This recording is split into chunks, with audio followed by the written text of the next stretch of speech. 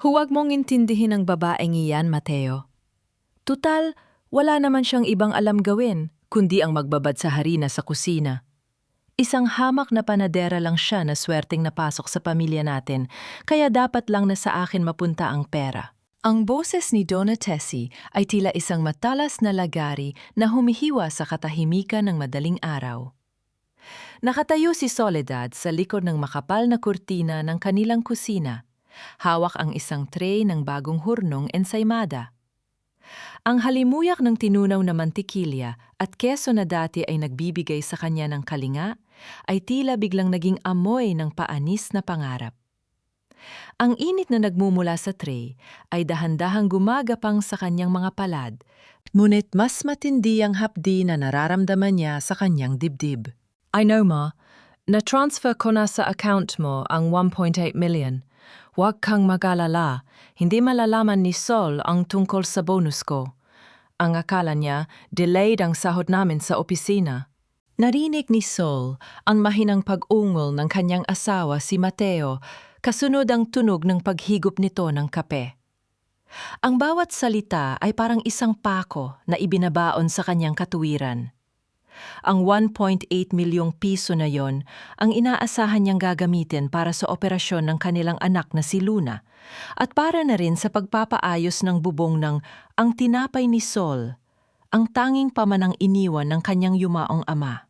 Naramdaman ni Sol ang panginginig ng kanyang mga tuhod. Ang kanyang mga daliri ay mariing dumiin sa gilid ng tray hanggang sa mamuti ang kanyang mga kuko. Gusto niyang sumigaw. Gusto niyang itapon ang hawak niyang tray sa harap ng kanyang asawa.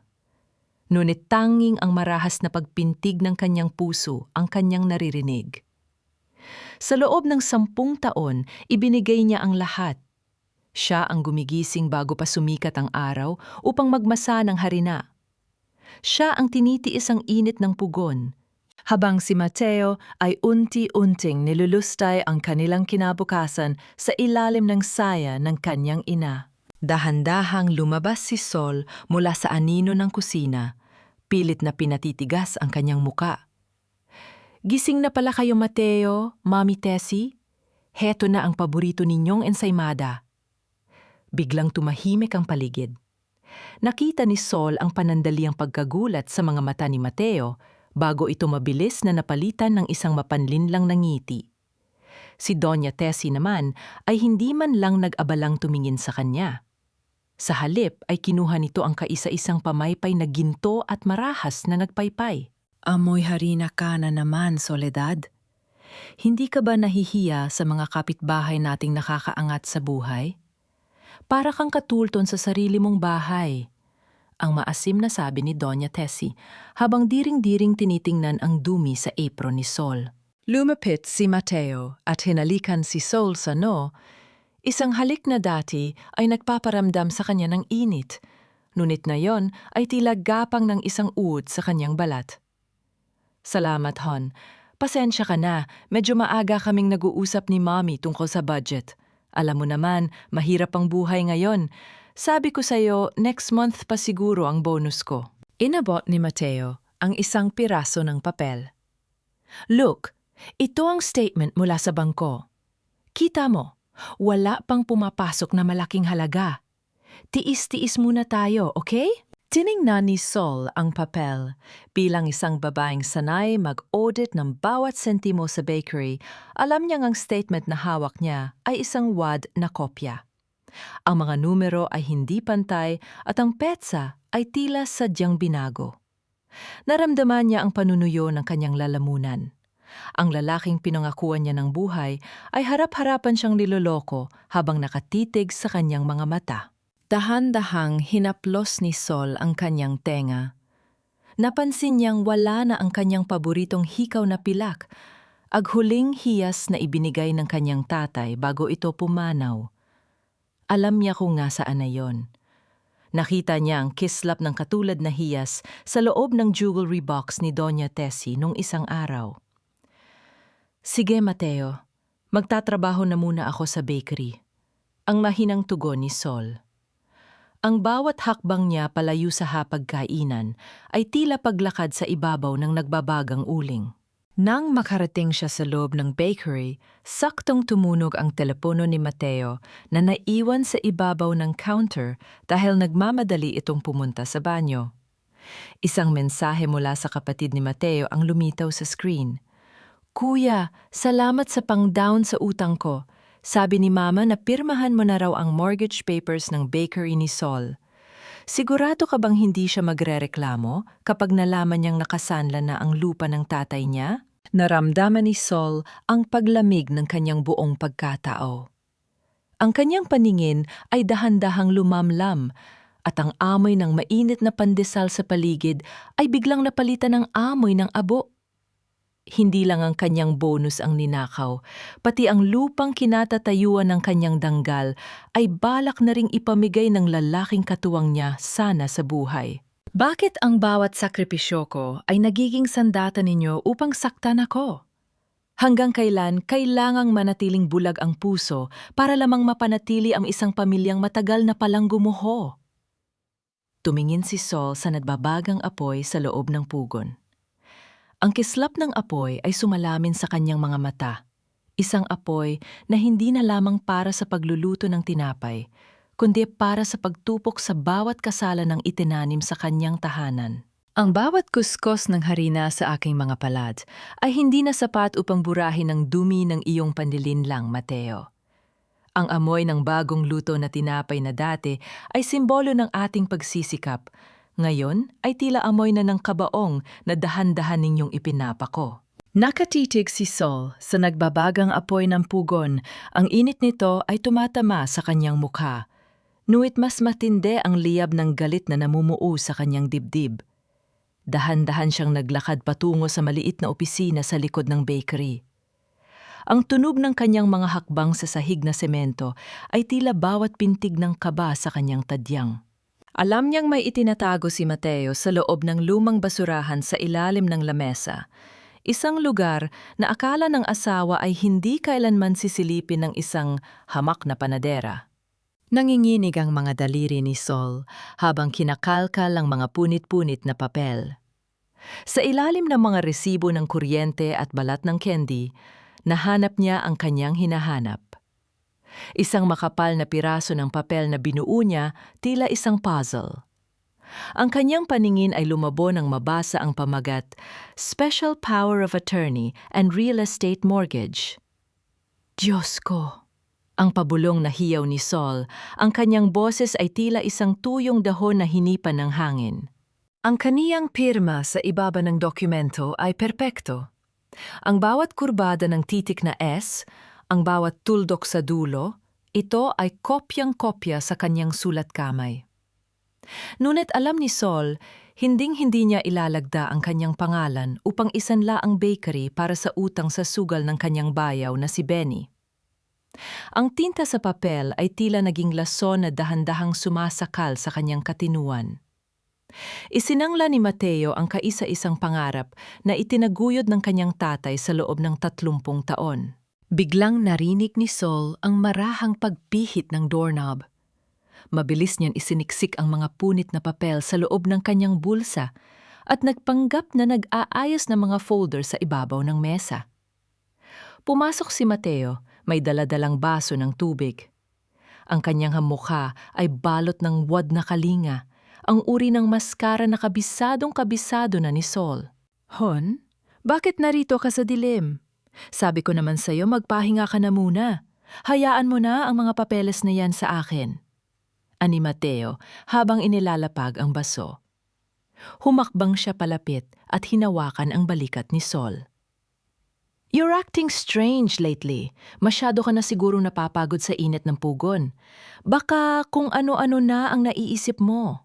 Naramdaman ni Sol ang panunuyo ng kanyang lalamunan. Ang bawat salita ni Mateo ay isang uri ng gaslighting. Isang paraan upang isipin niyang siya ang masakit, siya ang nawawala sa sarili, upang hindi niya mapansin ang pagnanakaw na nagaganap sa harap ng kanyang mga mata. Wala akong iniisip, Mateo. Tinitingnan ko lang kung bakit tila nababawasan ang supply natin ng asukal. Ang mahinahong sagot ni Sol, pilit na pinatatatag ang kanyang boses. Huwag mo nang intindihin yon. Ang importante ay ang health mo. Mommy Tessie is worried about you too. Sabi niya baka kailangan mo nang lumuwas ng Maynila para magpa-check up. Muling pambubuyo ni Mateo. Ang kanyang mga mata ay tila mapanuring gumagala sa ibabaw ng lamesa. Eksaktong natapos ang kanyang pangungusap nang marinig ang isang malakas na katok mula sa pintuan ng bakery. Ang tunog ng pagtama ng bakal sa kahoy ay umalingaw-ungaw sa buong gusali. "Sino yan? Sarado na ang bakery!" sigaw ni Mateo. Ang kanyang boses ay biglang naging balisa. Pagbukas ni Sol ng pinto, sumalubong sa kanya ang isang lalaking nakauniporme, may hawak na isang dilaw na sobre. "Delivery po para kay Mrs. Soledad Manalang. Importante po, galing sa bangko." Dahan-dahang kinuha ni Sol ang sobre.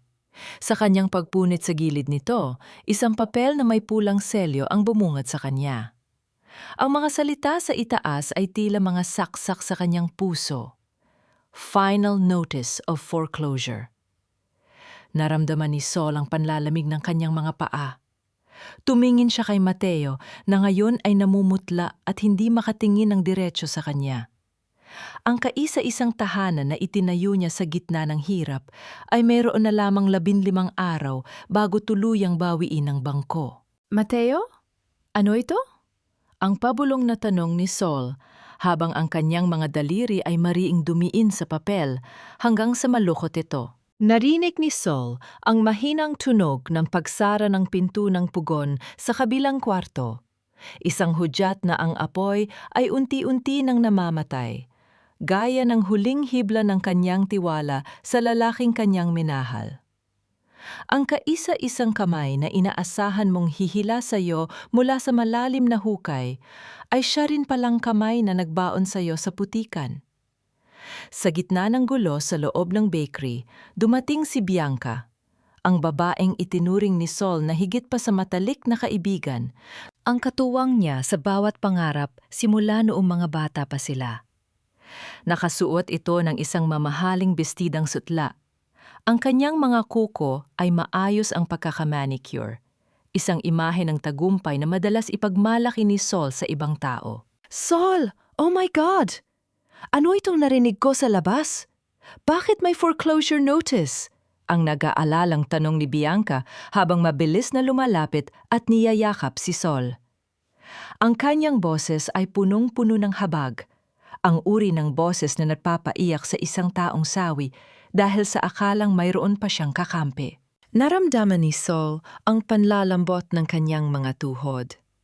Isinandal niya ang kanyang ulo sa balikat ni Bianca. Hinahayaan ang kanyang sarili na makaramdam ng kahit katiting na init sa gitna ng malamig na katotohanan. "Bianca, isinadla ni Mateo ang bakery nang hindi ko alam. Ginaya niya ang pirma ko. Mawawala sa akin ang lahat." Ang humihikbing sumbong ni Sol. Dahan-dahang hinaplos ni Bianca ang buhok ni Sol. Ito ang kanyang golden moment. Sa gitna ng kanyang pagkawasak, nagawa pa ni Sol na ayusin ang nakatuping kulyar ng damit ni Bianca. Isang munting kilos ng pag-aalaga na kailanman ay hindi nawala sa kanyang sistema. "Don't worry, sis. Nandito ako. I have connections sa bangko, di ba? I'll talk to them.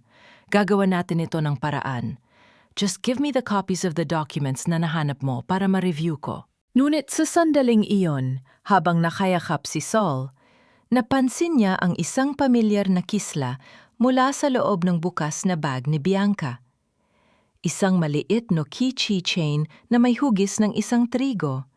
Ang selyo ng pautang na kailanman ay hindi nakikita sa mga legal na bangko.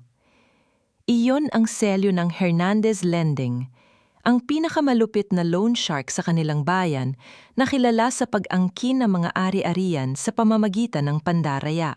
Nanigas ang buong katawan ni Sol. Naalala niya ang mga kwento ni Mateo tungkol sa kaisa-isang tao na tumulong sa kapatid nitong si Benny upang makakuha ng pera. Ang taong yon ay tinatawag nilang The Architect. Nang makaalis si Bianca, bitbit ang pangako ng tulong, hindi mapakali si Sol. Isang matalas na kutob ang nagtulak sa kanya na sundan ang kanyang kaibigan. Dahan-dahan siyang lumabas ng bakery. Ang kanyang mga hakbang ay walang likhang tunog sa damuhan. Nakita niya ang isang mamahaling itim na kotse na nakaparada sa ilalim ng madilim na anino ng puno ng acacia sa dulo ng kalsada. Ang bawat hininga ni Sol ay naging mabigat. Nakita niya si Bianca na pumasok sa loob ng sasakyan. Ngunit ang kanyang puso ay tuluyan ng nadurog nang makita ang lalaking nakaupo sa driver's seat. Si Mateo. Inilapit ni Sol ang kanyang sarili, sapat na upang makita ang nangyayari sa loob ng bintana. Nakita niya ang kanyang asawa na malapad ang ngiti habang iniaabot kay Bianca ang orihinal na titulo ng bakery na matagal nang hinahanap ni Sol. Narinig niya ang mahinang tawanan na nagmumula sa loob ng sasakyan, isang tunog na mas masakit pa sa anumang sampal. Naniwala naman ang tanga.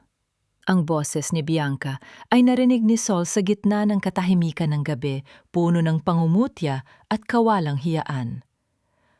Akala niya talaga ay ililigtas ko siya. Mateo, make sure na mapapapirma mo siya sa final waiver bukas. Pagkatapos niyon, ang lupang ito ay sa atin na. Bianca Hernandez na ang nakasulat sa bawat pader ng bakery na yan. You're brilliant, Bianca. Sabi ko naman sa'yo, walang laban ang pagiging mabuti sa mundong ito. Ang sagot ni Mateo, sabay halik sa kamay ni Bianca. Isang halik na selyado ng kataksilan. Naramdaman ni Sol ang panunuyo ng kanyang lalamunan. Ang lasa ng kapaitan ay nanunuot sa kanyang lalamunan. Ang dalawang taong pinakamahalaga sa kanya ay naglalaro sa ibabaw ng kanyang pagkawasak. Ang bawat butil ng kanyang sakripisyo ay tila naging abo na hinihipan ng hangin. Dahan-dahang umatras si Sol. Ang kanyang mga mata ay naging kasing talim ng kristal. Ang kanyang pighati ay dahan-dahang nalulusaw. Pinalitan ng isang nagbabaga nga ring determinasyon.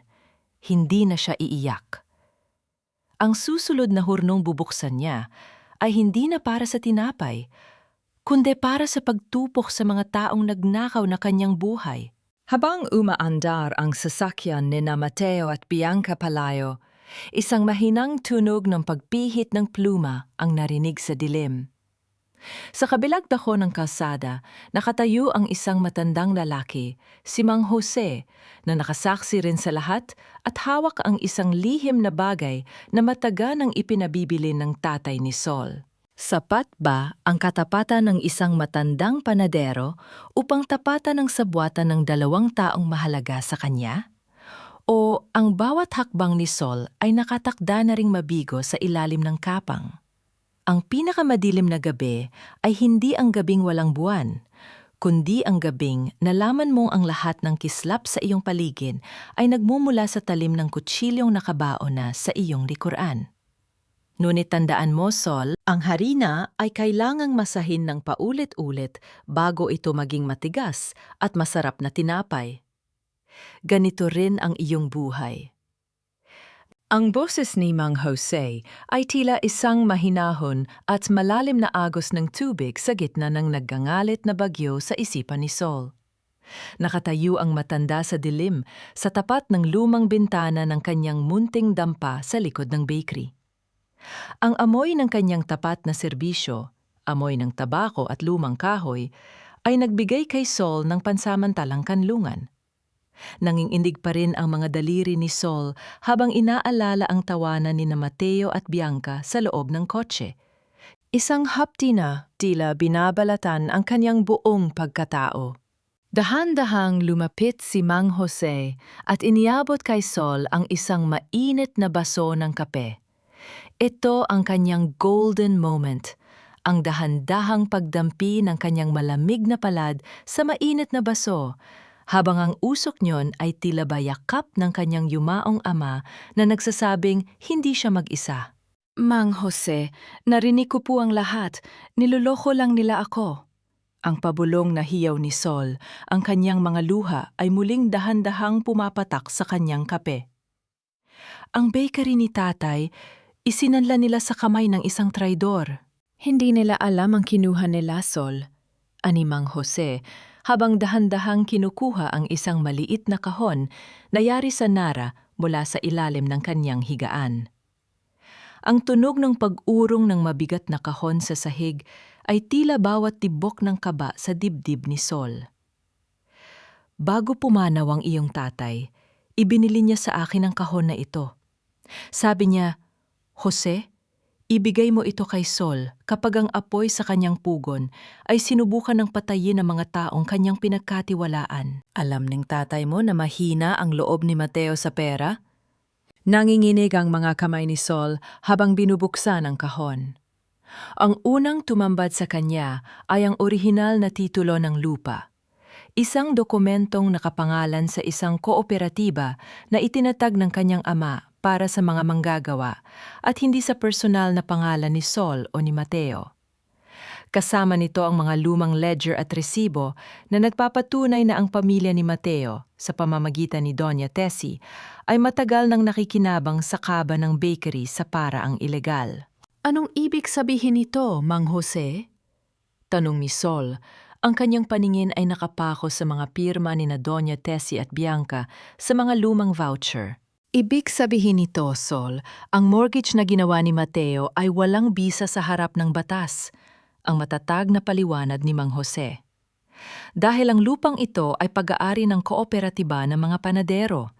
Hindi mo ito pag-aari ng mag-isa, kaya hindi ito pwedeng isanla ni Mateo nang wala ang boto ng lahat ng trabahador dito. Ang pirma mo na ginaya niya, isang malaking krimen na magpapabagsak sa kanya." Naramdaman ni Sol ang isang uri ng kapangyarihan na dahan-dahang gumagapang sa kanyang mga ugat.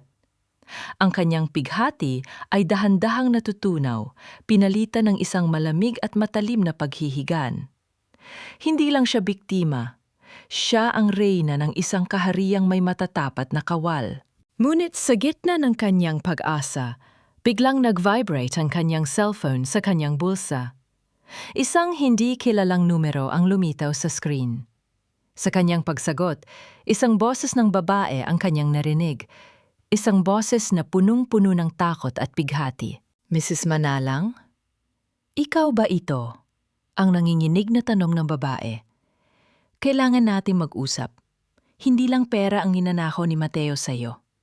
Meron siyang itinatagong pamilya sa kabilang bayan at ang anak niyo ay ginagamit niya lang bilang dahilan para makuha ang mga huling ari-arian mo." Nanlamig ang buong pagkatao ni Sol. Ang bawat hininga niya ay tila naging yelo. Sinong babaeng ito? At gaano pa kalalim ang mga lihim na nakabaon sa ilalim ng kanyang tahanan? Tumingin siya kay Mang Jose at sa dilim ng gabi, ang anino ng bakery ay tila isang dambuhalang naghihintay ng katarungan. Ang laban ay hindi pa tapos. Nagsisimula pa lamang ang tunay na paghuhurnong susunog sa bawat tray ng kasinungalingan. "Yarihan ni na Mateo? Kumain ka ng marami, Soledad. Baka hindi masarap ang pagkain sa pasilidad na pagdadalhan sa iyo, kaya sulitin mo na ang huling almusa na ihahanda mo sa pamamahay na ito." Ang tinig ni Donna Tessie ay tila bawat butil ng asin na ibinubudbud sa isang bukas na sugat. Nakaupo ang matanda sa kabisera ng lamesa, marahang humihigop ng mainit na tsokolate habang ang kanyang mga mata ay mapanuring nakatitig sa bawat galaw ni Sol. Sa harap ni Sol ay ang mga bagong hurnong pandesal, ang tinapay na naging buhay niya, ngunit na yon ay tila balason na pilit isinusubal sa kanyang lalamunan. Naramdaman ni Sol ang panunuyo ng kanyang bibig. Ang kanyang mga kamay na bahagyan nanging inig ay abala sa paglalagay ng mantikilya sa tinapay ni Mateo. Ito ang kanyang golden moment. Agdahan-dahang pagpunas niya sa isang maliit na talsik ng kape sa gilid ng tasa ng kanyang asawa. Isang kilos ng katapatan na kailanman ay hindi sinuklian ng kahit katiting na respeto. Sa ilalim ng kanyang apron, nararamdaman niya ang init ng maliit na recorder na nakadikit sa kanyang bewang. Bawat pintig ng kanyang puso ay tila ba sumasabay sa pag-ikot ng tape sa loob ng aparato. "Mateo," ang mahinang tawag ni Sol, ang kanyang boses ay pilit na ginagawang paos at mukhang nawawala na ng pag-asa. "Bakit niyo ba kailangang gawin ito? Ang bakery, yun na lang ang natitira sa akin mula kay tatay. Bakit kailangang isan lang sa pangalan ko kung para naman pala sa utang ni Benny? Isang mapait na tawa ang kumawala sa mga labi ni Mateo. Para sa pamilya ito, Sol. Huwag kang makasarili. At huwag mong sabihing isinanla ko. Dahil ikaw ang pumirma, hindi ba? Nakasulat doon ang pangalan mo, selyado ng katuwiran. Pero alam mo, hindi ako iyon, Mateo. Patuloy ni Sol. Mas lalong inilalapit ang kanyang katawan sa pwesto ni Mateo upang masigurong malinaw ang record. Ginaya mo ang pirma ko. Inamin mo sa akin nung isang gabi na katong si Bianca sa paggawa ng peking dokumento. Ano naman kung ginaya ko? Ang pasigaw na sagot ni Mateo. Ang kanyang pasensya ay tuluyan ng pumatid. Marahas niyang ibinaba ang kanyang tinidor na lumikha ng isang matunog na pagtama sa porselana. Accountant ka, di ba? Dapat alam mo na ang mga taong tulad mo ay madaling palitan. Ang 1.8 million na bonus ko? Ibinigay ko kay Mommy dahil siya ang nagpalaki sa akin, hindi ikaw. Ang bakery? Gagamitin natin ang perang yon para sa bagong negosyo namin ni Bianca sa Maynila. Isipin mo na lang na nagbabayad ka para sa lahat ng taon na pinatira ka namin dito. Naramdaman ni Sol ang isang matinding kilig ng katarungan sa kanyang dibdib. Nakuha na niya. Ang pag-amin ni Mateo sa wad na pirma at sa pagnanakaw ng bonus ay selyado na sa loob ng recorder. Ngunit sa gitna ng kanyang tagumpay, isang malamig na hininga ang dumaan sa kanyang batok. Napansin ni Sol ang matalas na titig ni Mateo na bumaba sa kanyang bewang. Ang kurbada ng kanyang duster ay tila may kakaibang umbok na hindi dapat nandoon. Ano itinatago mo dyan? Ang malamig na tanong ni Mateo. Bago pa man makakilos si Sol, mabilis na tumayo si Mateo at marahas na hinablot ang kanyang apron. Ang tunog ng pagkapunit ng tela ay pumunit sa katahimikan ng kusina. Ang maliit na itim na recorder ay nalaglag at gumulong sa sahig. Ang pulang ilaw nito ay patuloy na kumukurap, isang piping saksi sa lahat ng katotohanan. Nanlalamig ang buong pagkatao ni Sol. Ang mga mata ni Mateo ay nanlaki sa tindi ng galit, habang si Doña Tessie ay napasigaw sa gulat. Mire-record mo kami? Ang nanggagalating hiyaw ni Mateo habang dahan-dahang pinupulot ang aparato. Akala mo ba ay mas matalino ka sa amin, Soledad?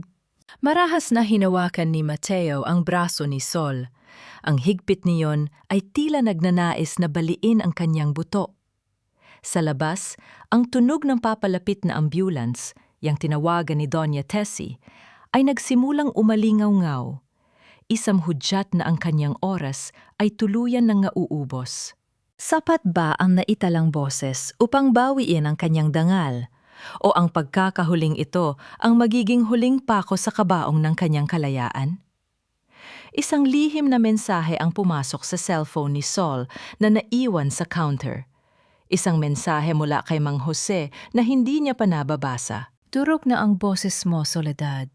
Gaya ng pagkadurog ng iyong katinuan. Ang maliit na makinang ito ay wala ng silbi sa harap ng batas na ako ang may hawak. Isang hakbang pa ng iyong mga paang amoy lupa at sisiguraduhin kong sa kangkungan ka pupulutin bago pa man lumubog ang araw. Ang boses ni Mateo ay nanginginig sa galit habang marahas niyang tinatapakan ng recorder sa sahig ng kusina. Ang tunog ng pagkakabitak ng plastik at ang pagkawala ng kislap ng pulang ilaw nito ay tila naging huling hantungan ng pag-asa ni Sol. Nakatayo si Sol sa harap ng kanyang asawa. Ang kanyang duster ay punit sa bandang balikat habang sa labas ay naririnig ang malakas na ugong ng makina ng ambulance yang naghihintay na dalhin siya sa limot. Naramdaman ni Sol ang panunuyo ng kanyang lalamunan. Ngunit sa halip na luha, ang nanunuot na amoy ng bagong lutong pandesal mula sa kabilang silid ang nagbigay sa kanya ng kakaibang lakas. Tumingin siya ng diretso sa mga mata ni Mateo. Mga matang dati ay kanyang kanlungan, ngunit ngayon ay tila dalawang madilim na balon ng kasakiman. Maari mong durugin ang plastik at bakal, Mateo. Ang malamig na sabi ni Sol Ang kanyang tinig ay hindi na nanginginig. Pero ang katotohanan ay parang harina. Kahit anong gawin mong pagtatago, palaging may bakas na maiiwan sa iyong mga kamay. Sa gitna ng tensyon, biglang bumukas ang pinto sa likod ng kusina. Pumasok si Mang Jose kasama ang 10 pang mga panadero at tauhan ng bakery. Ang kanilang mga mukha ay balot ng harina at uling, ngunit ang kanilang mga mata ay nagniningas sa paninindigan. Hinawakan ni Mang Jose ang braso ni Mateo nang may matatag na awtoridad. Sir Mateo, tama na po. Ang ambulansya sa labas ay hindi para kay Ma'am Sol, ani Mang Jose. Ang kanyang boses ay tila isang malalim na kampana. Dahil ang bakery na ito ay hindi na pag-aari ng iisang tao. Ito ang kanyang golden moment. Dahan-dahang kinuha ni Sol ang kaisa-isang natitirang piraso ng mainit na tinapay mula sa basket at hinati ito sa 2. Inabot niya ang kalahati sa pinakabatang tauhan ng bakery, si Lito, na noon ay nanginginig sa takot. Ang pagbabahagi ng tinapay sa gitna ng panganib ay tila isang banal na panunumpa. Pinunasan ni Sol ang bakas ng harina sa pisngi ng bata bago hinarap muli ang kanyang mga kaaway.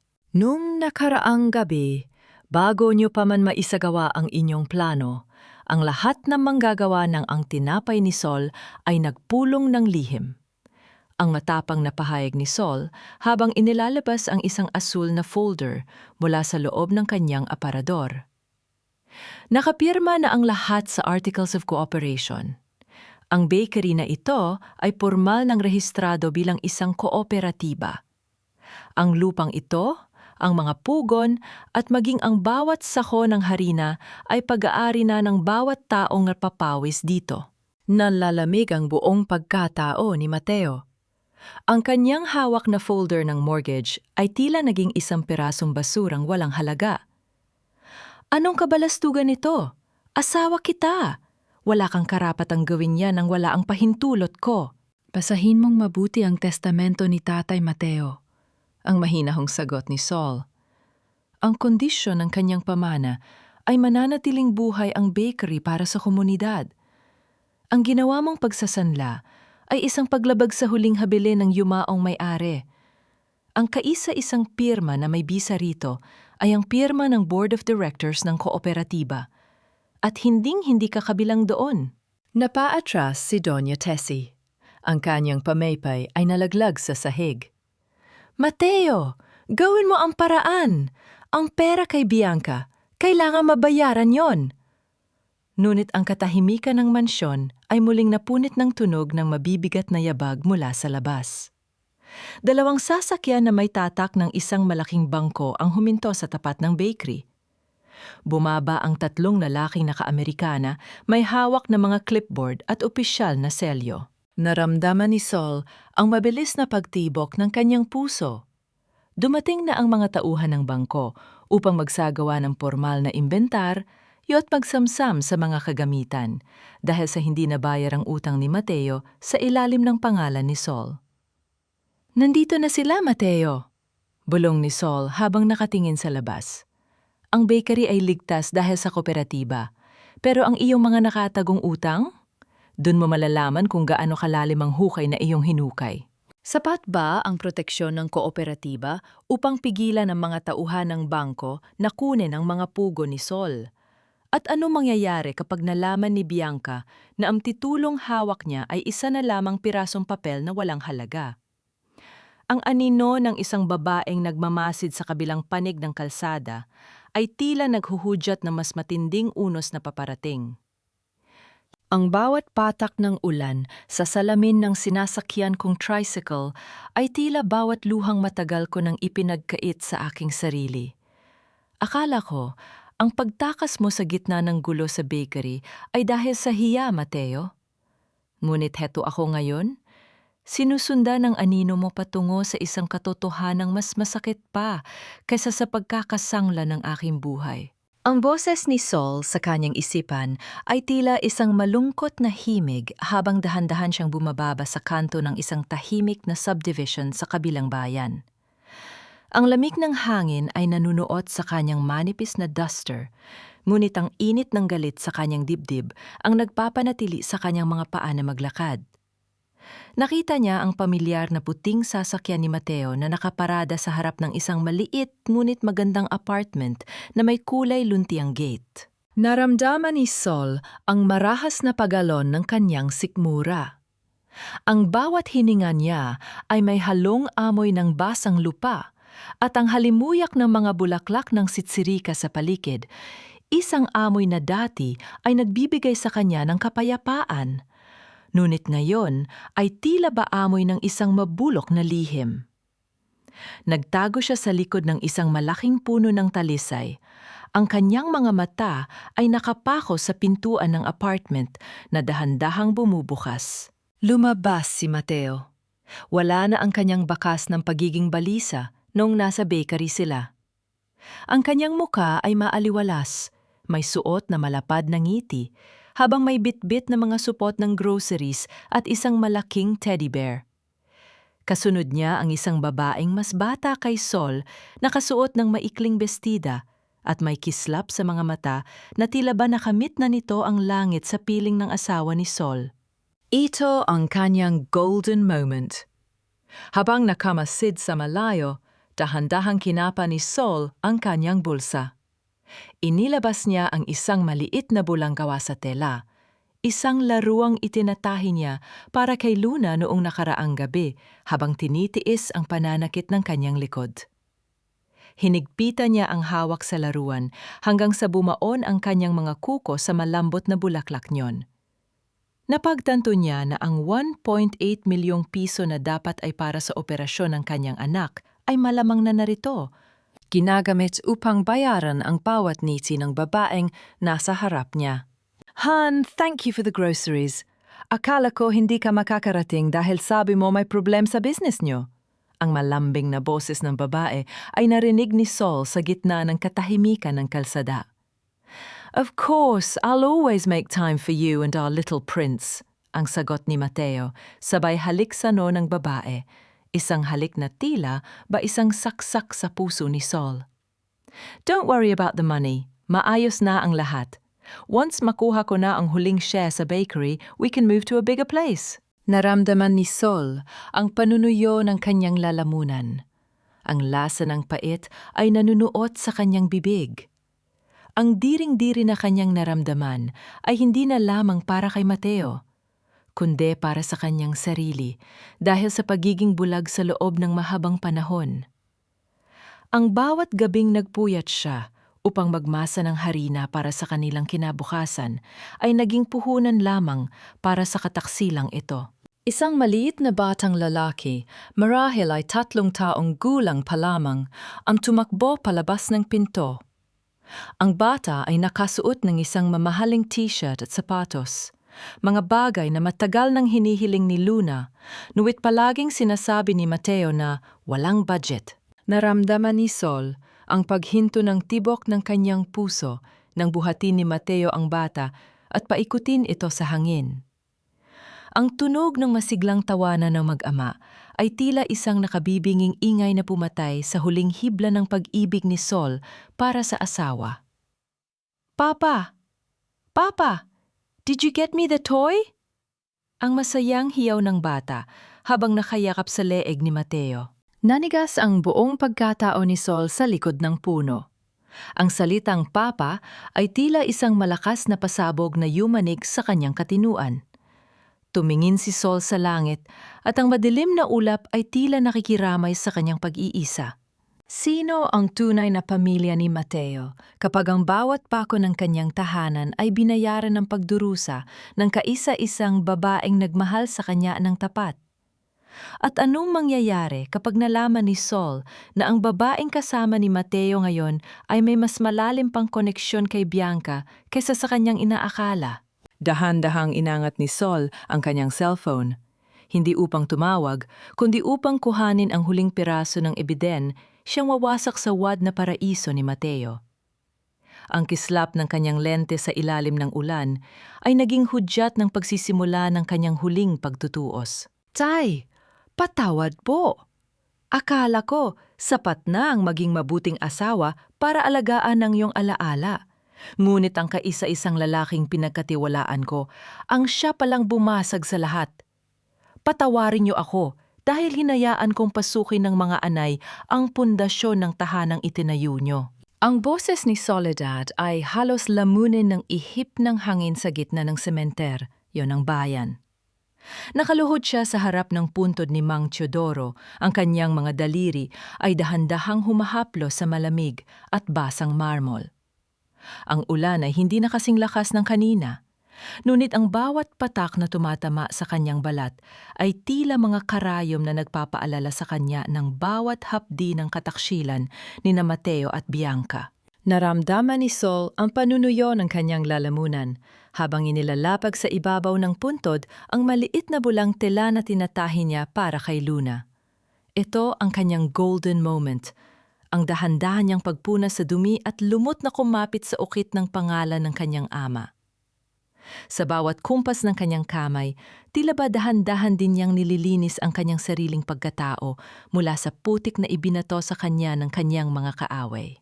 Ang amoy ng basang lupa at ang halimuyak ng mga bulaklak na kalachuchi sa paligid ay nagbigay sa kanya ng isang uri ng kalinawan na matagal nang nawala sa kanyang isipan. Hindi na ako iiyak, Tay, bulong ni Sol. Ang kanyang mga mata ay naging kasing tatag ng matatandang puno ng akasya sa paligid. Ang bawat butil ng harina na ninakaw nila, ang bawat sentimong kinuha nila sa anak ko, ay babawiin ko ng may kasamang danggal.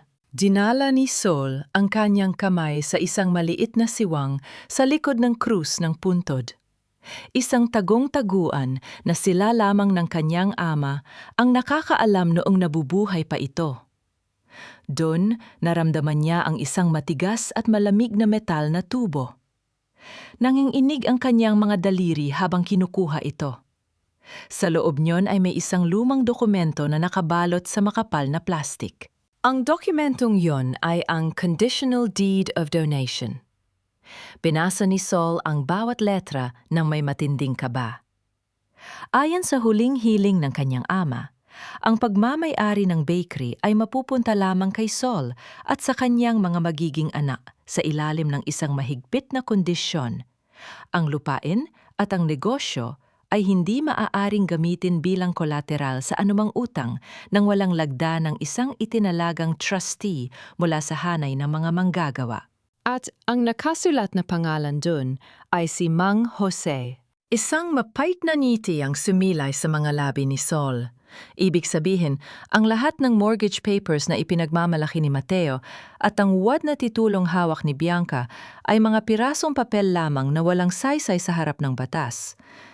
Ang kasakiman ni na Mateo ang siyang magiging mitsa ng kanilang sariling kulungan. Ngunit sa gitna ng kanyang panunumpa, naramdaman ni Sol ang isang malamig na presensya sa kanyang likuran. Ang tunog ng marahang pagtapak sa basang damo ay nagpatigil sa kanyang paghinga. Dahan-dahan siyang lumingon, inasahan niyang si Mateo ang makikita niya. Ngunit ang tumambad sa kanya ay ang lalaking nakaitim na jacket na sumusunod sa kanya noon pa. Dahan-dahang inalis ng lalaki ang kanyang suot na shades. Ang kanyang mga mata ay puno ng lungkot, ngunit mayroon ding isang uri ng katapatan. Hindi lang ikaw ang biktima ni Mateo, Soledad. Ang kapatid ko ay isa rin sa mga babaeng kinuhaan niya ng lahat bago siya mapunta sa iyo. Narito ako upang tulungan kang siguraduhin na hinding-hindi na niya muling magagawa ito sa iba. Nanlalamig ang mga paa ni Sol habang hawak ang tubo ng dokumento. Isang bagong misteryo ang bumukas sa harap niya. Sino ang lalaking ito? At ano ang tunay na nakasulat sa mga record ng panloloko ni Mateo na tila ba mas malalim pa kaysa sa pagnanakaw ng kanyang bakery? Bago pa man makasagot si Sol, tumunog ang kanyang cellphone. Isang video message ang pumasok. Ang thumbnail ay nagpapakita kay Luna na umiiyak sa loob ng bakery habang si Doña Tessie ay marahas na hinihila ang kanyang braso. Naramdaman ni Sol ang paghinto ng tibok ng kanyang puso. Ang katarungan ay maaaring malapit na, ngunit ang panganib sa kanyang anak ay kasalukuyan ng kumakatok sa kanyang pintuan. Sapat ba ang papel na hawak niya upang iligtas ang kanyang anak mula sa mga kamay ng mga lubong nagpapanggap na pamilya? Mahiya ka naman sa sarili mo, Soledad. Naglayas ka na parang asong ligaw habang ang anak mo ay nagugutom at umiiyak dito. Isang irresponsableng ina na walang ibang alam kundi magdala ng kahihiyan sa pamilyang de Guzman. Dapat lang talagang ilayo sa iyo si Luna bago mo patuluyang mahawaan ang iyong kaba, liwan ng bata. Ang boses ni Doña Tessie ay parang hagupit ng latigo na sumalubong kay Sol pagkapasok niya sa pintuan ng kanilang tahanan. Nakatayo ang matanda sa gitna ng sala, hawak ang braso ni Luna na pilit kumakawala habang ang mga mata ng bata ay namumugto at mapula sa tindi ng pag-iyak. Nakatayo naman sa gilid si Mateo, nakahalukip-kip at may suot na mukhang pagod. Pilit na ipinapakita ang papel na tila ba siya ang biktima sa sitwasyong ito. Naramdaman ni Sol ang panunuyo ng kanyang lalamunan, at ang kanyang puso ay tila nadudurog sa bawat hikbi ni Luna. Gusto niyang sumugod. Gusto niyang bawiin ang kanyang anak mula sa marahas na kamay ng kanyang biyenan. Ngunit naalala niya ang bili ni Mang Jose at ng misteryosong lalaki. Maging matalino, hayaan silang isiping nanalo na sila. Ito ang kanyang golden moment. Dahan-dahang lumapit si Sol, hindi sa kanyang anak, kundi sa paanan ni Doña Tessie. Dahan-dahan siyang lumuhod sa malamig na tiles ng sala. Ang kanyang ulo ay nakayuko ng mababa. Tila ba isang basahan na handang tanggapin ang bawat apak ng kanyang mga kaaway. Ang kanyang mga daliri ay dahan-dahang hinaplos ang laylayan ng kanyang sariling duster. Pilit na pinipigilan ng panging-inig ng kanyang buong katawan. "Patawad po, Mommy Tessie. Patawad, Mateo." Ang pabulong na sabi ni Sol, ang kanyang boses ay nanginginig at puno ng wad na pagsisisi. "Masyado lang po akong naguluhan sa mga nangyayari. Tama po kayo. Pagod lang po siguro ito. Hindi ko na alam ang ginagawa ko."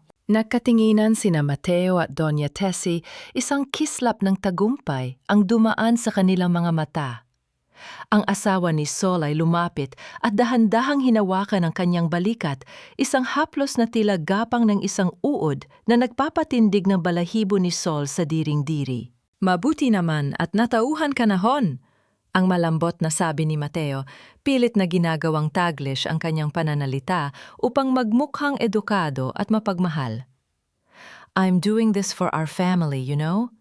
Sabi ni Bianca, "It's best for you to sign the documents now para maayos na ang debts natin at hindi na tayo guluhin ng bangko." Dahan-dahang iniangat ni Sol ang kanyang paningin. Ang kanyang mga mata ay pilit na pinalamlam niya upang magmukhang talunan. "Gagawin ko ang lahat, Mateo. Isuko ko na ang bakery sa inyo, pero wag dito. Ayaw kong pirmahan ang mga pangarap ni tatay sa loob ng bahay na ito kung saan pakiramdam ko ay laging may nakamasid." "Anong gusto mong mangyari?" ang mataray na tanong ni Doña Tessie habang marahas na binibitawan si Luna na agad namang tumakbo patungo sa likuran ng kanyang ina. "Magdaos tayo ng isang conciliation meeting sa barangay bukas," ang mahinahong mungkahi ni Sol. "Sa harap ng mga opisyal, formal kong ibibigay sa iyo ang lahat ng awtoridad, Mateo, para malinis ang pangalan nyo at para mapatunayan kong hindi ako tutol sa kapakanan ng pamilya. Pagkatapos nyon, pwede nyo na akong dalhin kahit saan nyo gusto."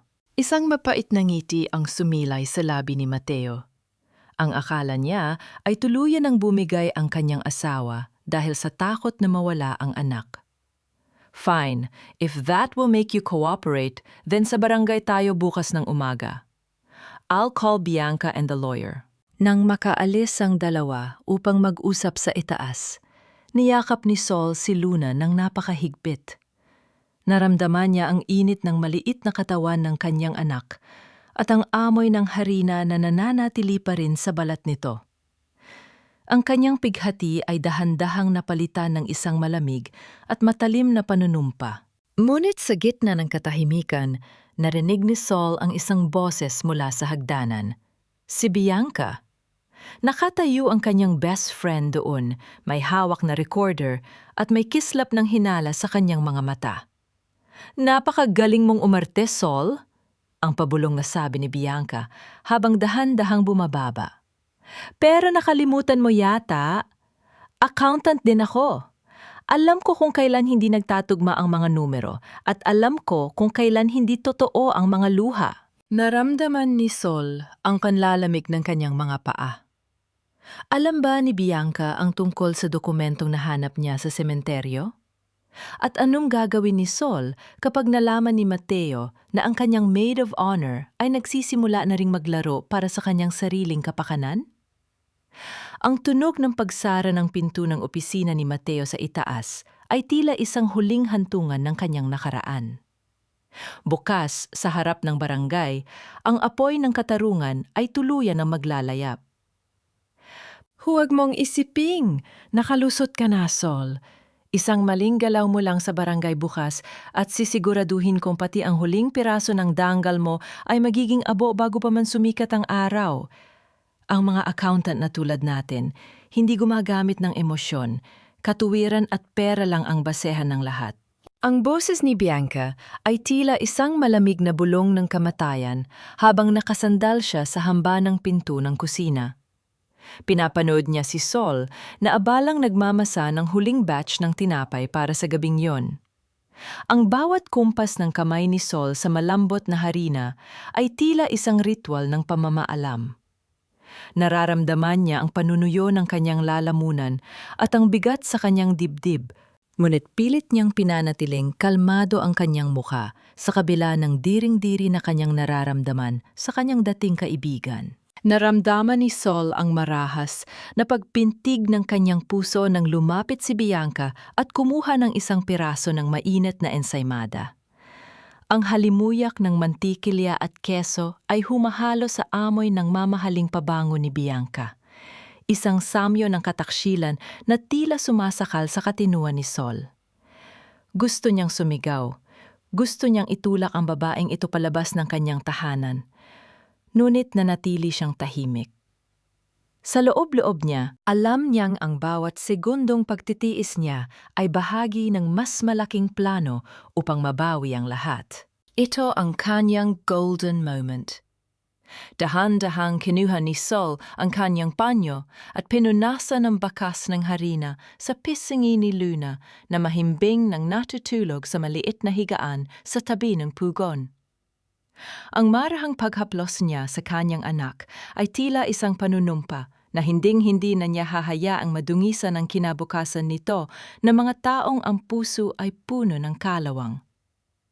Sa bawat hininga ni Luna, nararamdaman ni Sol ang lakas na hindi kayang tapatan ng kahit anong yaman ni Bianca. "Enjoy the bread, Bianca," ang mahinang sabi ni Sol. Ang kanyang boses ay kasing lamig ng semento sa ilalim ng ulan. Dahil bukas, baka mawalan ka na ng panlasa sa tindi ng katotohanan kailangan mong lunukin. Nang lumabas si Bianca upang asikasuhin ang kanyang mga papeles sa salas, mabilis na kumilos si Sol.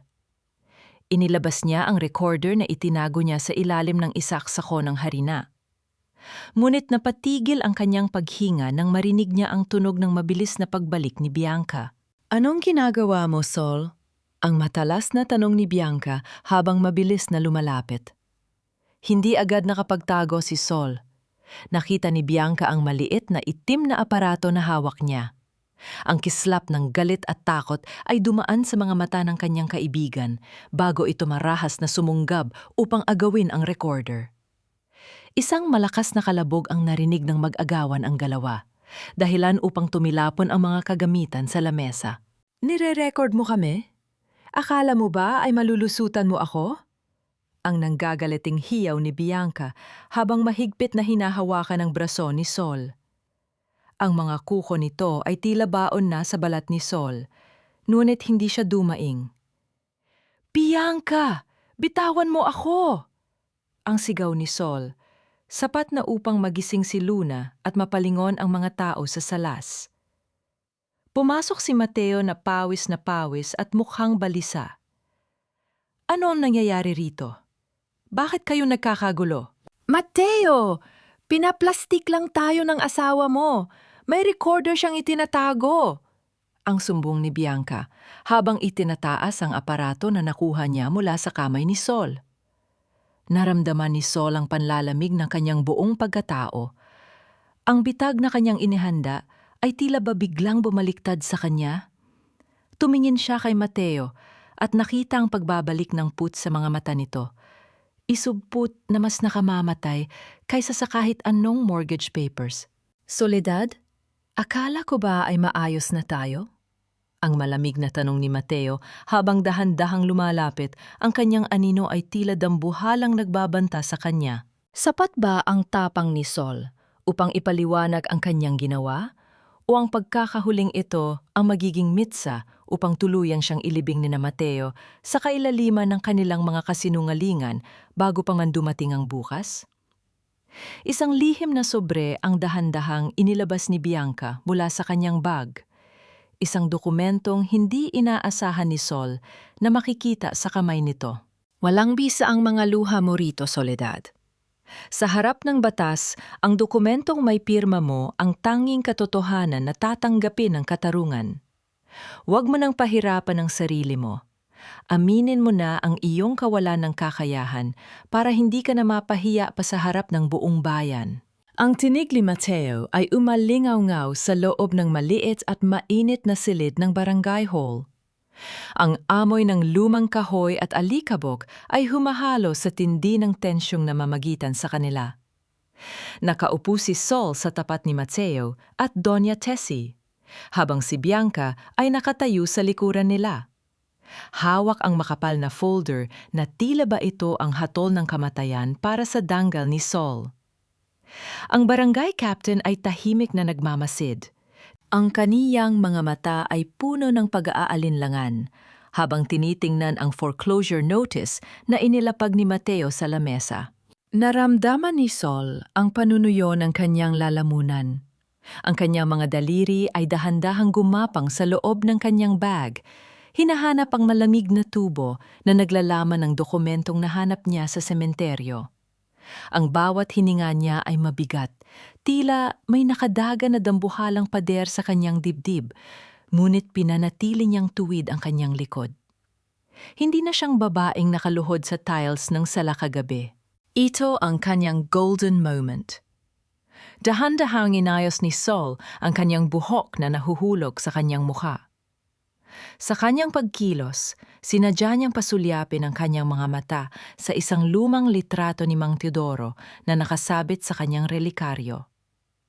Ang kislap ng pilaknyon sa ilalim ng ilaw ng bumbilya ay tila nagbigay sa kanya ng isang lihim na lakas.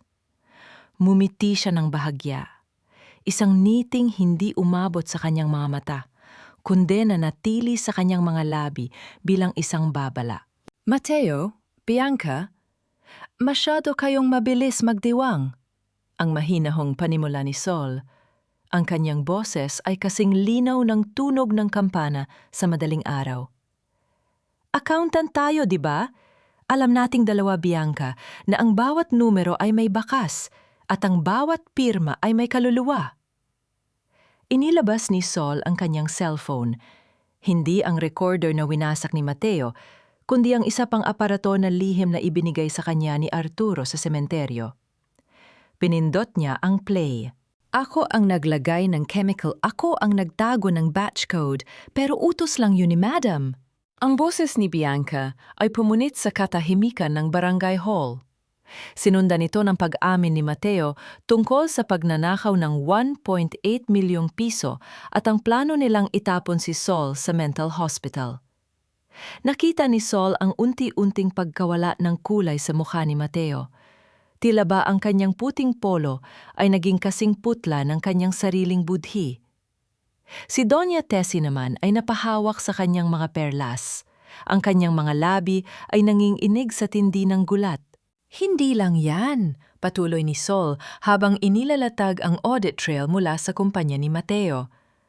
Narito ang patunay na ang 1.8 million na bonus mo ay hindi napunta sa operasyon ni nanay o sa utang ni Benny. Napunta ito sa isang offshore account na nakapangalan sa inyong dalawa ni Bianca Hernandez. Isang account na ginamit niyo rin upang bayaran ang ibang pamilya mo sa kabilang bayan. Isang sama-samang pagsinghap ng gulat ang nagmula sa mga opisyal ng barangay na nakikinig sa labas ng pinto. Ang kahihiyan ay tila naging isang pisikal na lason na tuluyan ng bumasag sa mapagpanggap na danggal ng mga de Guzman.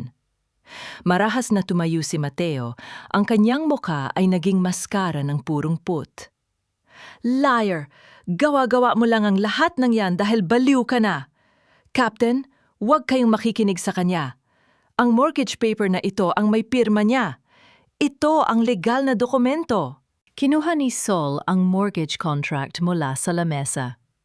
Tiningnan niya ito ng may malalim na habag bago tumitig ng diretso sa mga mata ng asawa. Ang pirmang ito, Mateo, ay walang buhay. Dahil ang kamay na naglagda nito ay punong-puno ng kasalanan. Sa harap ng lahat, dahan-dahang hinawakan ni Sol ang kabilang dulo ng papel. Ang tunog ng marahas na pagkapunit ng makapal na dokumento ay umalingangaw sa buong silid. Tila ba ito ang tunog ng pagkadurog ng imperyong itinayo ni Mateo sa kasinungalingan? Pinunit niya ito ng paulit-ulit hanggang sa maging maliliit na piraso na lamang at dahan-dahang isinaboy sa paanan ni Mateo. Hindi mo pag-aari ang pangarap ng tatay ko, ang malamig na sabi ni Sol. Anong ginawa mo? Ang nanggagalating hiyaw ni Bianca habang sumusugod patungo kay Sol. Isang dokumento lang yan. Meron pa kaming kopya sa bangko. Hinding-hindi mo kami matatalo. Ngunit bago pa man makalapit si Bianca, biglang bumukas ang pinto ng barangay hall. Ang tunog ng mabibigat na yabag ng mga sapatos ng mga pulis sa sahig na semento ay naging hudyat ng kanyang huling tagumpay. Pumasok si Mang Jose kasama ang misteryosong lalaking nakaitim na jacket at isang abogado. May isa pa kaming sorpresa para sa inyo, ani Mang Jose ng may matatag na awtoridad. Sino ang pumasok na saksi na ikinagulat maging ni Doña Tessie? At ano ang nilalaman ng itim na bag na bitbit ng abogado na tila magtatapos sa laro ni na Bianca at Mateo? Hindi mo pwedeng ipagbili ang kaluluwa ng tinapay na kailanman ay hindi mo naman minasa, Mateo. At hindi mo pwedeng ariin ang lupang dinilig ng pawis na mga taong itinuring mong alipin. Ngayong araw, ang mga binitawan mong salita ang siyang magsisilbing gapos na hihila sa iyo patungo sa katarungan. Ang boses ni Sol ay hindi sumisigaw, ngunit ang kanyang bawat salita ay tila isang dambuhalang alon na humahampas sa marupok na ego ni Mateo. Sa gitna ng barangay hall, pumasok ang isang babaeng may bitbit na bata, si Elena, ang babaeng nakita ni Sol sa apartment. Sa pagkakataong ito, wala na ang kislap sa mga mata ni Elena. Ang naroon ay ang dumi ng katotohanan at ang pait ng pagkakanulo. Papa, bakit ka narito? Ang inosenteng tanong ng bata na bumasag sa katahimikan ng silid. Nanigas si Mateo sa kanyang kinatatayuan. Ang kanyang panga ay lumaylay at ang pawis sa kanyang no ay dahan-dahang gumuhit sa kanyang namumutlang muka. Elena, anong ginagawa mo rito? Sinabi ko sa iyo na huwag kang lalabas. Ang pabulong na bulyaw ni Mateo, ang kanyang boses ay punong-puno ng desperasyon. Pagod na akong magtago, Mateo, ang sagot ni Elena habang humaharap sa barangay captain. Pagod na akong paniwalaan ang mga pangako mong kukunin mo ang bakery ni Sol para sa amin. Narito ako para patotohanan ang lahat ng sinabi ni Mrs. Manalang. Hawak ko ang mga resibo ng ang ipinapadala niya sa akin, perang galing sa bonus na ninakaw niya sa kanyang asawa. Humakbang pasulong ang abogadang kasama ni Mang Jose, si Ate Ramos. Inilapag niya ang isang asul na folder sa ibabaw ng lamesa sa tapat mismo ni Bianca. Ms. Hernandez, bilang legal counsel ng Antinapay ni Sol Workers Cooperative, nais ko lamang ipaalam sa iyo na ang mortgage contract na hawak mo ay wala ng silbi kaysa sa isang pirasong tissue. Ang lupang ito ay nakarehistro bilang cooperative asset simula pa nung nakaraang buwan. Ayon sa batas, ang anumang transaksyong ginawa ni Mr. Mateo de Guzman ng walang board resolution ay isang malinaw na kaso ng estafa at falsification of public documents. Naramdaman ni Sol ang isang matinding gaan sa kanyang dibdib. Tiningnan niya si Bianca na ngayon ay nanginginig ang mga labi sa tinde ng galit at takot. Ang kanyang best friend ay tila isang naghihingalong hayop na pilit pang nananakmal sa gitna ng pagkatalo. Hindi maaari ito! Binigyan ko siya ng pera! Utang nila sa akin ang lahat! Ang nanggagala-iting hiyaw ni Bianca habang pilit na inaagaw ang mga dokumento. Ang perang ibinigay mo, Bianca, ay galing din sa mga illegal mong pautang na matagal na naming iniimbestigahan. Ang malamig na singit ni Arturo, ang lalaking nakaitim na jacket. I am Agent Arturo and we have been tracking your illegal lending activities for months. Ang sabwatan niyo ni Mateo ang huling ebiden, yang kailangan namin. Ito ang kanyang golden moment. Sa gitna ng gulo, lumapit si Sol kay Elena. Dahan-dahan niyang kinuha ang isang piraso ng mainit na tinapay mula sa kanyang bag, isang tinapay na itinabi niya bago umalis ng bahay. Inabot niya ito sa anak ni Elena. Huwag kang matakot, anak. Ang tinapay na ito ay gawa sa katotohanan. Kain ka na. Ang marahang paghaplos ni Sol sa buhok ng bata ay tila isang banal na basbas sa gitna ng bahan ng kataksilan. Lumapit ang mga pulis at dahan-dahang pinulupot ang malamig na bakal ng posas sa mga pulso ni na Mateo at Bianca. Ang tunog ng paglock ng mekanismo ng posas ay naging hudyat ng tuluyang pagbagsak ng mga higanteng akala ay pag-aari nila ang mundo. Nakita ni Sol ang pagbagsak ng balikat ni Mateo. Ang kanyang asawa na ngayon ay isa na lamang anino ng kanyang dating kayabangan. Sol, please, for Luna, don't do this!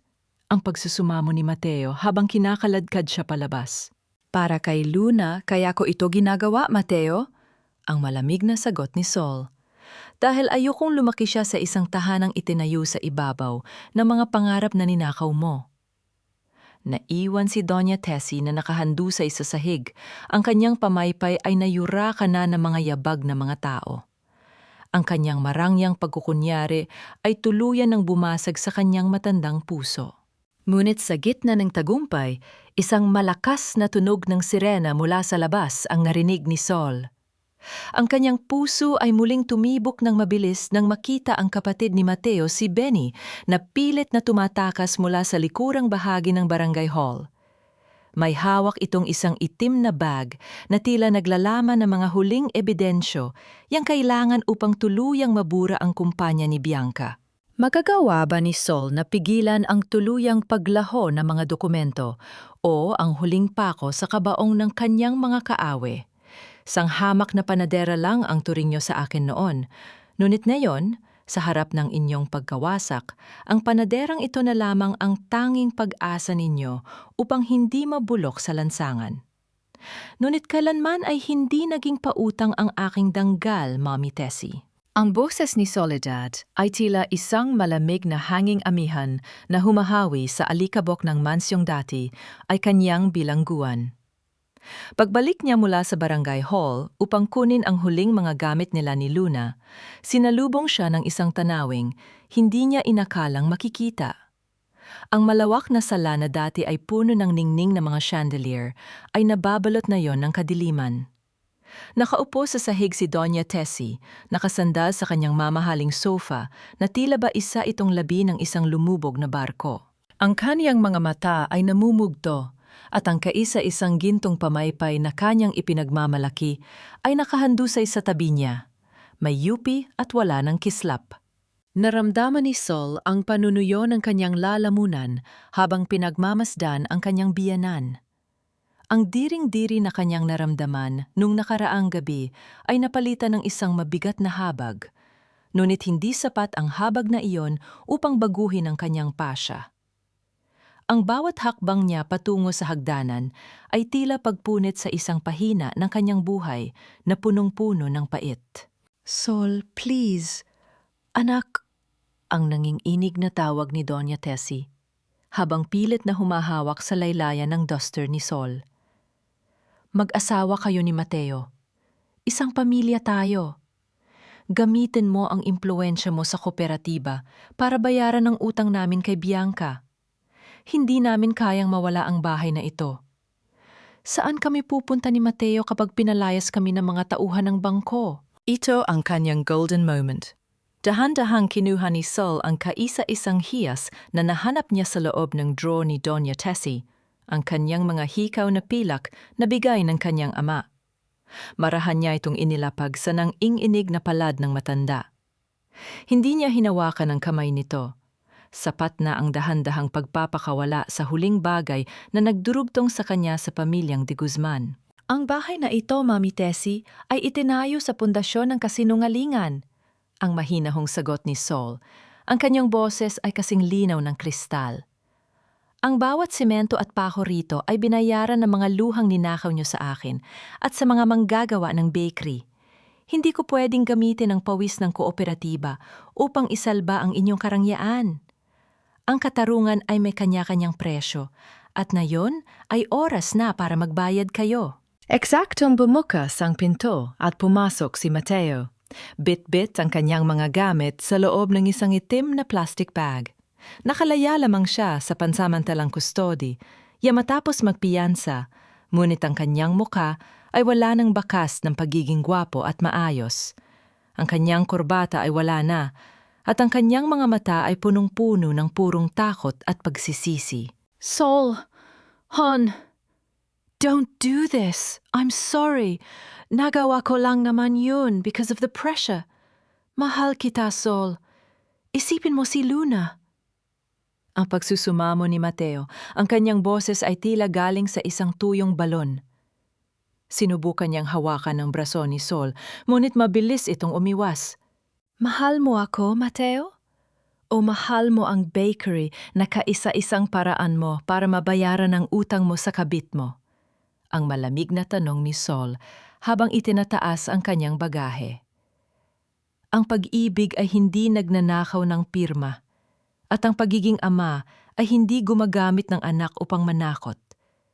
Tapos na ang dula natin, Mateo. Ang Sol na kilala mo ay matagal mo nang pinatay sa init ng iyong mga pagtataksil. Pinitpit ni Sol ang kanyang anak na si Luna at naglakad patungo sa pintuan. Sa bawat yabag ng kanyang sapatos sa makinis na tiles, nararamdaman niya ang dahan-dahang pag-alis ng isang dambuhalang bato mula sa kanyang dibdib. Ang tunog ng pagsara ng malaking pintuang kahoy ay tila isang huling hantungan ng kanyang nakaraan bilang asawang sunod-sunuran.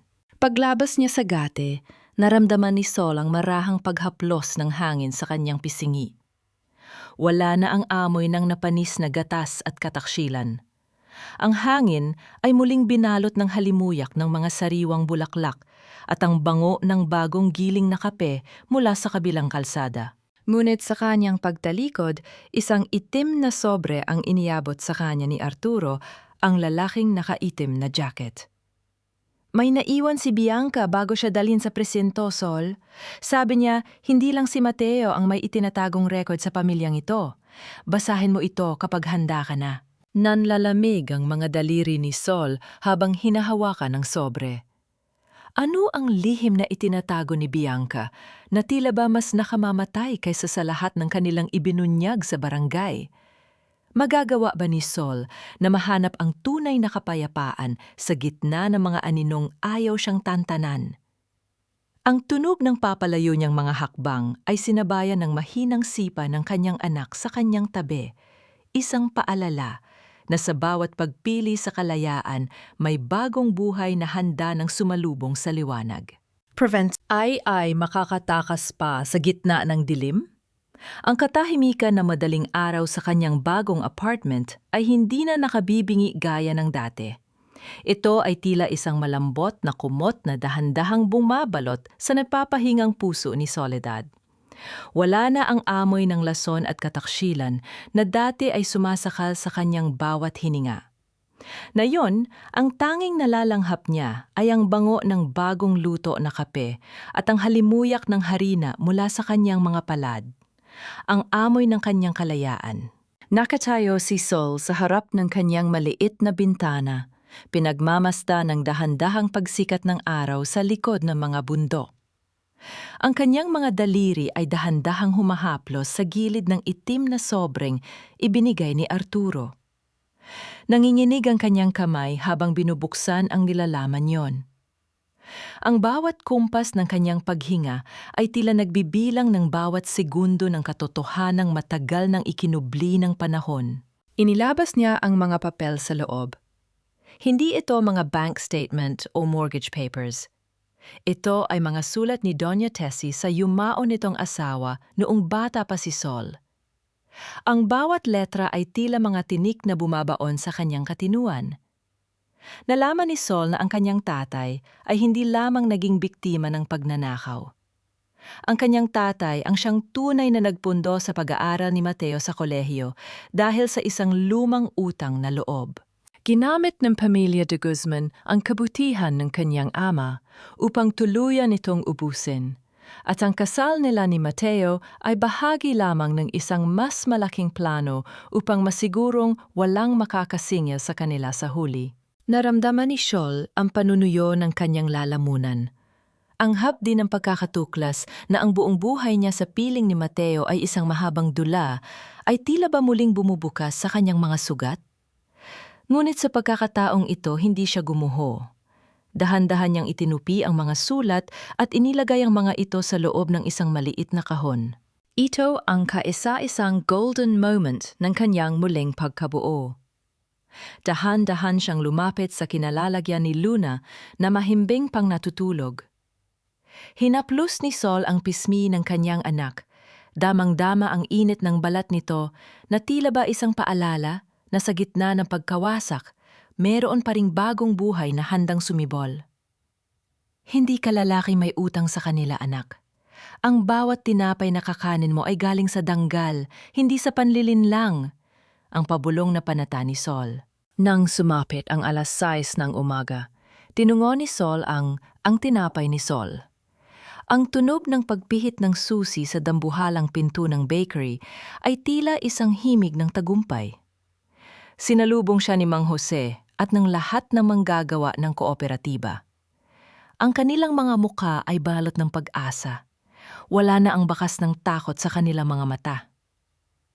Handa na ang unang batch ng pandesal, Ma'am Sol. Ang masiglang bati ni Mang Jose. Ang amoy ng pugo natin ngayon ay tila ba amoy ng isang bagong anibersaryo. Numiti si Sol, isang ngiting tunay na nagmumula sa kanyang kaluluwa. Sa ilalim ng kanyang pamumuno, ang bakery ay hindi na lamang negosyo. Ito ay naging kuta ng bawat manggagawang nagtitiwala sa katuwiran. Ang bawat kiskis ng harina sa kanyang mga palad ay tila ba nagbubura sa bawat bakas ng dumi ni Mateo. Ngunit sa gitna ng kanyang katahimikan, isang batang lalaki ang pumasok sa bakery at inabutan si Sol ng isang gusot na liham. Para po kay Ma'am Sol, pinapaabot po ng lalaki nakaupo sa kanto. Nanlalamig ang mga daliri ni Sol habang binabasa ang sulat. Iyon ay galing kay Mateo na isinulat sa isang pirasong papel na tila ba hiningi lang sa kung saan. Sol, hindi ako makakatulog sa gabi kung hindi ko ito sasabihin. Hindi lang si Bianca ang katuwang ko. May isang taong mas malakas pa sa kanya ang naguutos sa bawat kilos ko noong una. Mag-ingat ka dahil hindi pa nila tapos kunin ang lahat sa iyo. Naramdaman ni Sol ang marahas na pagpintig ng kanyang puso. Ang laban ba ay hindi pa tapos? Sino ang mas mataas na kapangyarihang binabanggit ni Mateo? Tumingin siya sa labas ng bakery at dun sa dulo ng kalsada, nakita niya ang isang mamahaling sasakyang may madilim na salamin, dahan-dahang umaandar palayo sa kanyang tahanan. Sapat pa ang kapayapaang nahanap ni Sol upang harapin ang bagong unos na paparating? O ang kanyang paghilom ay panandalian lamang bago ang tuluyang pagkawasak ng kanyang bagong simula?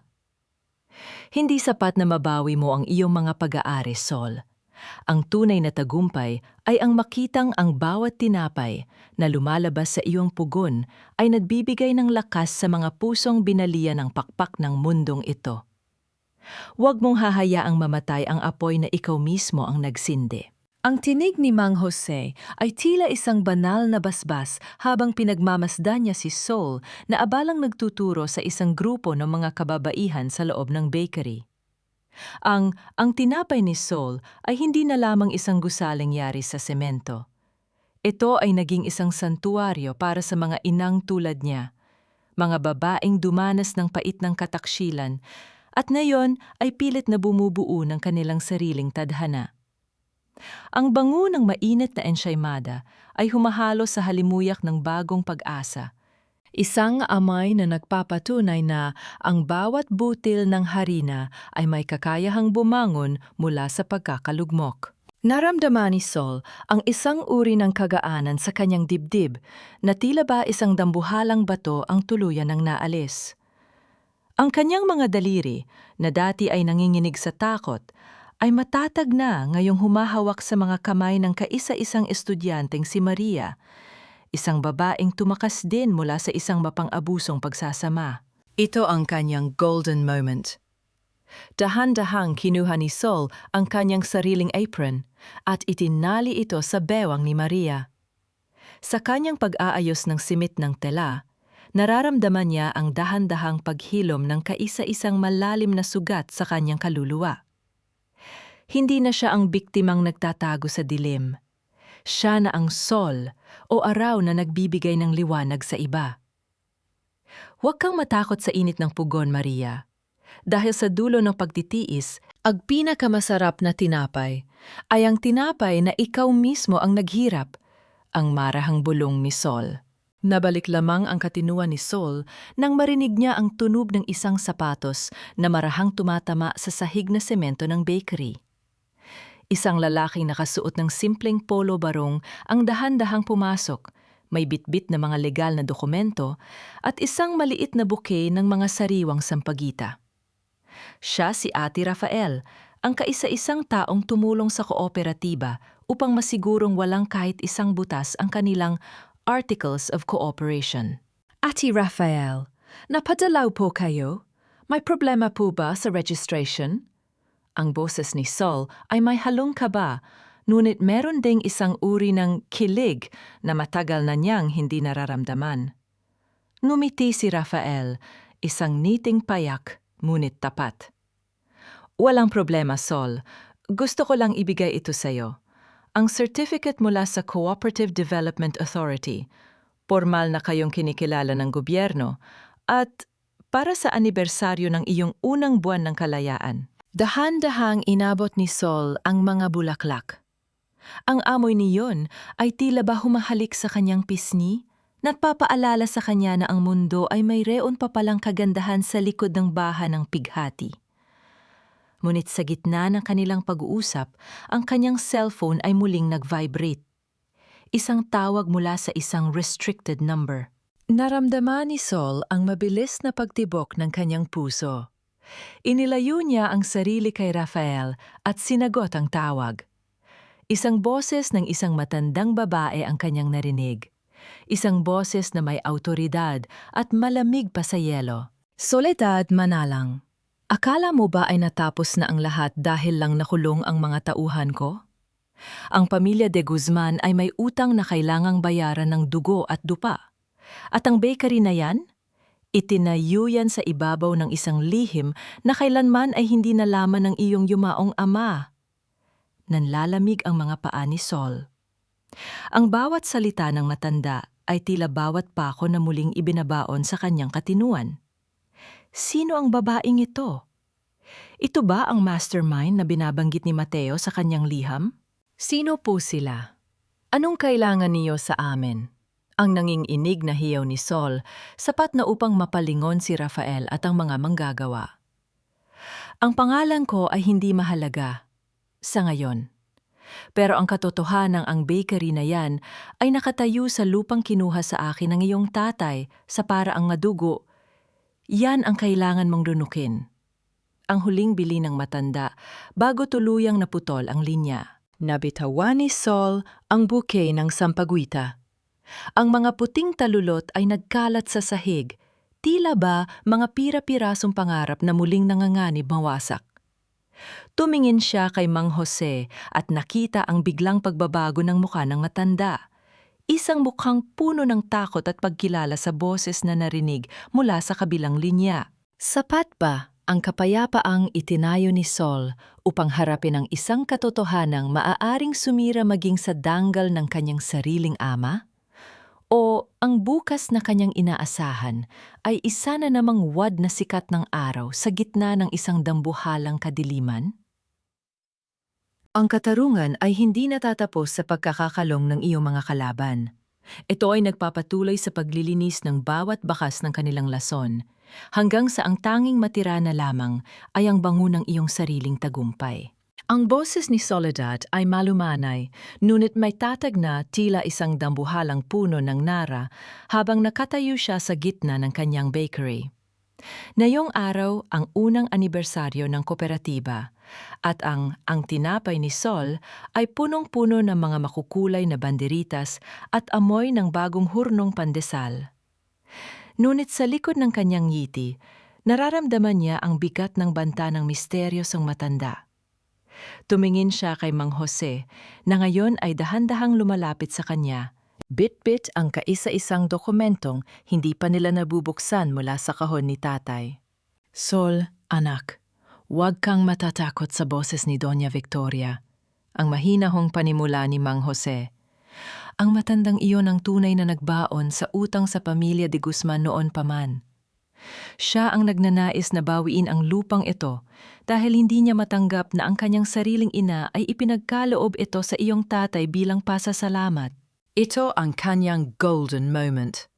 Dahan-dahang binuksan ni Sol ang huling sulat. Hindi ito titulo, kundi isang liham ng pasasalamat mula sa ina ni Doña Victoria. Nakasaad dun na ang tatay ni Sol ang nagligtas sa kumpanya nila noon mula sa pagkalugi, at ang bakery na ito ay kabayaran sa kanyang katapatan. Naramdaman ni Sol ang panunuyo ng kanyang lalamunan, at ang kanyang mga luha ay dahan-dahang pumapatak sa papel. Hindi dahil sa takot, kundi dahil sa pagmamalaki sa kaisa, isang lalaking nagbigay sa kanya ng danggal. Eksaktong bumukas ang pinto at pumasok ang isang matandang babaeng nakasuot ng purong itim, si Doña Victoria. Ang kanyang mga mata ay nanlilisik sa galit habang tinitingnan ang paligid. Soledad, ang kalyo sa iyong mga kamay ay hindi sapat para ariin ang lupang ito. I am here to claim what is mine, ang maautoridad na hiyaw ng matanda. Dahan-dahang humarap si Sol, hawak ang sulat at ang suporta ni Ate Rafael sa kanyang tabi. Doña Victoria, ang lupang ito ay matagal nang binayaran ng pawis at kabutihan ni tatay. Kung ang kailangan niyo ay pera, marami na kaming naipon sa kooperatiba. Pero kung ang kailangan niyo ay ang aming danggal, hinding-hindi niyo yon makukuha kahit ubusin niyo pa ang lahat ng ginto niyo. Ang malamig na sagot ni Sol. Inilabas ni Rafael ang mga papeles na nagpapatunay sa legalidad ng donasyon. Nakita ni Sol ang unti-unting pagguho ng mukha ni Victoria. Ang kahihiyan ay tila naging isang pisikal na lason na tuluyan ang bumasag sa kanyang matandang puso. Nang walang magawa, mabilis na tumalikod ang matanda at lumabas ng bakery. Iniwan ang isang nakabibinging katahimikan na agad na napalitan ng malakas na palakpakan ng mga manggagawa. Lumapit si Rafael kay Sol at dahan-dahang hinawakan ang kanyang palad. Tapos na ang bagyo, Sol. Ang sikat ng araw ay hindi na muling magtatago. Naramdaman ni Sol ang isang matinding kilig at kapayapaan. Hinaplos niya ang kanyang tiyan, damang-dama ang bawat pintig ng buhay ni Luna sa kanyang tabi. Ang kanyang kwento ay hindi nagtapos sa pagiging biktima. Ito ay nagsimula sa pagiging isang Sol na nabibigay ng init at buhay sa lahat. Tumingala siya sa langit at sa gitna ng dapit hapon, tila nakita niya ang imahe ng kanyang tatay na nakangiti. Salamat, Tay. Malinis na ang lahat. Ang amoy ng mainit na tinapay ay muling sumabog sa hangin. Tila ba isang banal na insenso na naghuhudyat ng isang kinabukasang puno ng pag-asa at wagas na pag-ibig. Lumipas ang 2 taon na tila isang banayad na ihip ng hanging amihan sa buhay ni Soledad. Ang bawat umaga sa kanyang apartment ay hindi na nagsisimula sa kaba, kundi sa isang matamis na halik mula kay Luna at sa amoy ng mainit na kape na nagmumula sa ibaba. Ang bakery na dati ay naging lunduyan ng kanyang pighati, na yon ay naging isang buhay na bantayog ng tagumpay at pag-asa. Nakatayo si Sol sa gitna ng ang tinapay ni Sol Kooperatiba, pinagmamasdan ang 10 kababayhang abala sa paghuhurno. Ang bawat isa sa kanila ay may kanya-kanyang kwento ng sugat, ngunit dito, sa ilalim ng kanyang kalinga, natutunan nilag ang bawat butil ng harina ay maaaring maging simbolo ng muling pagbangon. Ang tunay na tagumpay para kay Sol ay hindi ang dami ng perang nasa kanyang bank account, kundi ang ningning sa mga mata ni Luna habang ipinagmamalaki ang kanyang nanay na reyna ng tinapay. Dahan-dahang pumasok si Ate Rafael sa bakery, suot ang kanyang pamilyar na ngiti na laging nagbibigay ng kakaibang pintig sa puso ni Sol. Inabot niya ang isang maliit na box na mga sariwang prutas.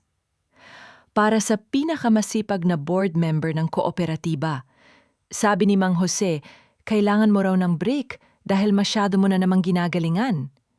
Ang biro ni Rafael nang may kasamang malambot na tono ng Taglish. Naramdaman ni Sol ang isang uri ng kilig na akala niya ay kailanman ay hindi na niya mararamdaman. Dahan-dahan niyang hinawakan ang kamay ni Rafael upang tanggapin ang regalo. Isang haplos na puno ng respeto at tahimik na pangako ng isang kinabukasang wala ng lason. Hindi naging mabilis ang kanilang landas, ngunit sa bawat araw na dumaan, natutunan ni Sol na may mga lalaki pa palang marunong rumespeto sa kaluluwa ng isang babae. Tumingin si Sol sa labas ng bintana, kung saan ang dapit hapon ay nagbibigay ng kulay kahel at lila sa kalangitan. Naalala niya sina Mateo at Bianca. Ayon sa huling balita ni Arturo, si Mateo ay nananatili sa loob ng rehas dahil sa mga kaso ng estafa at falsification, habang si Bianca ay tuluyan ang iniwan ng kanyang mga katuwang sa illegal na pautang at nayon ay nabubuhay sa hirap. Ang katarungan ay kusa ng naningil sa kanila sa paraang hindi na kailangan ni Sol na magbuhat ng kamay. Ito ang kanyang huling golden moment. Kinuha ni Sol ang lumang baunan ni tatay at inilapag ito sa isang glass case sa gitna ng bakery. Hindi na ito nakatago. Ito ay nakalantad na upang magsilbing paalala sa lahat na ang dangal ay hinding-hindi mababayaran ng kahit anong bonus o mortgage paper. Tay, tapos na po ang laban. Ang pabulong na panalangin ni Sol sa kanyang isipan habang nakatingin sa langit. Pinatawad ko na po sila, hindi dahil karapat-dapat sila, kundi dahil karapat-dapat ang puso ko sa kapayapaan.